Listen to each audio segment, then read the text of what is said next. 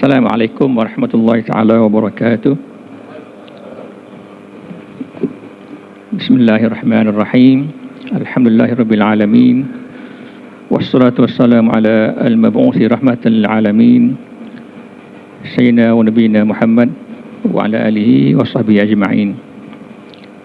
Terima kasih saudara pengerusi majlis yang saya kasihi dan hormati, bahagia Datuk Seri Sahibus Samahah Haji Wan Zahidi Wan Teh, dan para ashab Samahah negeri-negeri, para tuan guru, ramai tuan guru saya di sini, Tuan Guru Syekh Wazir, Syekh Sa'id Faudah, ahlan wa sahlan wa marhaban bikum, Al-Habib Ali dan Abidin, para tuan guru, para asatizah dan muslimin dan muslimat yang hadir dalam perhimpunan pada pagi ini.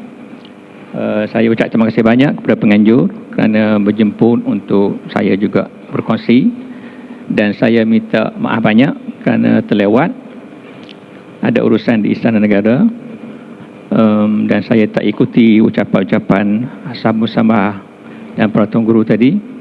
Cuma sebagai asasnya boleh saya sebut tentang perhimpunan pada hari ini, Konvensyen Perpaduan Umat Islam. Dalam konteks negara kita, dalam konteks umat Islam keseluruhannya, kita ada Al-Quran, ada Sunnah. Itu yang menjadi tali pengikat perpaduan kita umat Islam. Kemudian bila turun ke sebuah negara, setiap negara ada undang-undangnya dan ada dustur, ada perlembagaannya, dan ada perlembagaan undang-undang peringkat persekutuan, dan ada undang-undang peringkat negeri, dan ada undang-undang peringkat kampung, ada undang-undang peringkat masjid, ada undang-undang peringkat sekolah. Jadi perlembagaan, undang-undang, enactment, peraturan, kaedah yang ada di setiap peringkat ini, itulah yang mengikat perpaduan kita orang Islam di negara kita ini. Oleh kerana itu, dalam kontrak sosial pembentukan negara kita selepas kemerdekaan, semua pihak akur kepada perlembagaan negara, kepada institusi raja-raja, kepada agama Islam sebagai agama resmi negara, dan terhasil daripada itu juga tentunya kepada segala peraturan. Kalau dalam hal agama turun ke negeri ada enactment dan sebagainya. Dan dalam setiap enactment itu, setiap negeri ada berbeza pandangan, berbeza clause dan section yang pelbagai. Tapi kita tidak berpecah kerana itu.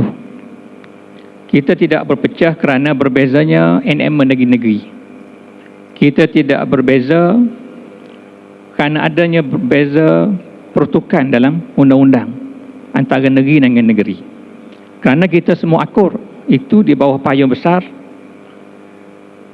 perlembagaan kita, institusi raja-raja yang kita hormati dan sanjungi. Jadi kalau semua pihak dapat berada dalam situasi itu, maka itu antara tali-tali, antara ikatan-ikatan yang boleh mengikat perpaduan kita orang Islam. Dalam konteks yang banyak disentuh oleh para ashab Samahah tadi dan juga oleh para tuan guru, dalam konteks RUU Mufti Wilayah Persekutuan. RUU Mufti Wilayah Persekutuan ini yang dibaca pada kali pertama, bacaan pertama pada 3 Julai baru ni oleh Yang Berhormat Menteri Agama Datuk Seri Dr. Haji Muhammad Naim bin Haji Mukhtar, memperuntukkan dalam RUU itu syarat pelantikan mufti untuk wilayah persekutuan dan juga timbalan mufti mesti mazhabnya Ahlus Sunnah wal Jamaah. Di peringkat itu rasanya tidak ada sebab untuk kita berpecah dengan meletakkan takrif itu, kerana kita semua adalah Ahlus Sunnah wal Jamaah. Apatah lagi untuk orang bukan Islam, itu tak kaitan langsung, sebab ini kaitannya dengan urusan orang Islam. Kemudian tafsirkan Ahli Sunnah wal Jamaah itu dengan Al-Asy'ariyah dan Al-Maturidiyah. Itu pun tidak sepatutnya jadi persoalan. Juga telah disentuh oleh para ashabus samah tadi. Tadi bersama Datuk Profesor Dr. Asmadi ada sebut secara agak jelas dan detail kenapa dimasukkan Asy'ariyah dan Maturidiyah. Kerana ia adalah satu ta'rif yang jami' dan mani' kepada Ahlussunnah wal Jamaah. Ta'rif yang paling tepat untuk menggambarkan apa itu Ahlussunnah wal Jamaah. Istilah-istilah lain, Ahlul Hadis, Ahlul Tasawuf, Ahlul Tafsir, Ahlul Balaghah, Ahlul Nuhas, semua dah masuk dekat situ. Jadi kerana itu kita putuskan untuk mentakrifkan Ahlussunnah wal Jamaah memada dengan Al-Asy'ariyah dengan Al-Maturidiyah. Kerana bila kita kaji selidik, semua ulama dalam semua bidang, dalam tafsir, dalam hadis, dalam nahwu, dalam tasawuf, majoritinya adalah Asy'ari ataupun Al-Maturidi. Oleh kerana itu kita kena, dalam membuat undang-undang, kita kena spesifik, dia tak boleh open. Kalau kita buka begitu, akan terlepas kepada pelbagai tafsiran kepada Ahlussunnah wal Jamaah. Itu semua akan masuk. Syiah pun akan masuk nanti, Mu'tazilah pun akan masuk kat situ, sebab tak ada orang tak mengaku di Ahlussunnah wal Jamaah. Tapi bila kita connect kepada, khususkan kepada Asy'ariyah Maturidiyah, yang tak berkaitan tak berani nak claim. Mu'tazilah tak akan claim dia Asy'ariyah Maturidi. Syiah tak akan claim dia Asy'ariyah Maturidi. Jadi kita telah memberi satu takrif yang sangat secure, yang sangat tepat untuk menggambarkan itulah Ahlussunnah wal Jamaah. Itulah konteks Al-Uju Mufti Wilayah Persekutuan. Penimpunan kita hari ini melampaui dan mengatasi takrif itu. Kita nak supaya perpaduan kita orang Islam di negara kita ini terus kekal, terus harmoni dengan berpayung di bawah undang-undang yang sedia ada dalam negara kita ini. Ada penambahbaikan di sana sini, itu kita buat ikut prosesnya. Kita buat ikut proses, kita buat kertas, salurkan kepada yang berkaitan, dan kalau kertas kita, cadangan kita tu baik, orang akan ikut. Kalau orang tak ikut hari ni, orang ikut esok ataupun lusa. Ini cara kita tidak bersetuju dengan sesuatu perkara. Tetapi kalau kita nyatakan ketidaksetujuan itu dengan cara yang membangkitkan ketidakharmonian kepada masyarakat, ketika itu pihak berautoriti dah boleh masuk campur tangan, sebab dia telah create suasana tidak harmoni dalam masyarakat kita ini. Jadi saya rasa perhimpunan kita pada hari ini untuk kita tarik sedikit perhatian kepada, dan saya ucap tahniah kepada penganjur kerana berjaya, untuk kita tarik sedikit perhatian kepada perlunya kita ini tunjukkan satu kesepaduan dalam urusan agama kita ini.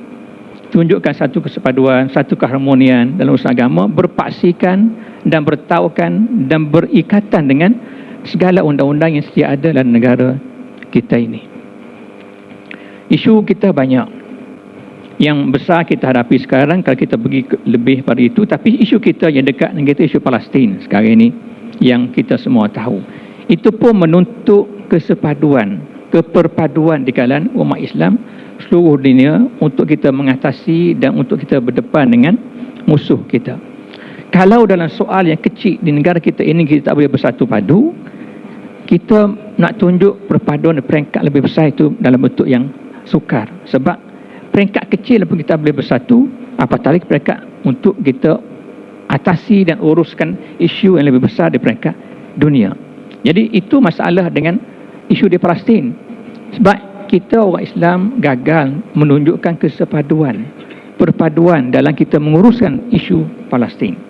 Dan akhirnya apa yang berlaku yang kita dapat lihat pada hari ini. Jadi penting untuk kita sentiasa tarik perhatian anak-anak kita ini, umat kita ini, kepada sentiasa mengekalkan perpaduan dan mengekalkan keharmonian dalam bermasyarakat. Dan dalam berbicara, bicara kita itu akan menunjukkan kita ni mahukan perpaduan ataupun tidak mahu perpaduan. Bicara kita akan menunjuk kita mahu keharmonian ataupun tidak. Jadi tunjukkan akhlak yang baik, etika yang baik, adab yang baik dalam berbicara, dalam menguruskan urusan, dan dalam tidak bersetuju dengan sesuatu perkara. Barulah boleh kita kekalkan perpaduan di kalangan umat Islam. Jadi saya rasa dah separuh hari tuan-tuan berada di sini, tidak nak lagi mengazabkan keadaan. Jadi saya rasa saya akhiri sehingga kepada minit ini Mungkin lepas ini ada lagi ucapan-ucapan lain saya tak pasti diaturkan oleh pihak penganjur. Saya akhiri dengan wabillahi taufiq wal hidayah. Wassalamualaikum warahmatullahi wabarakatuh.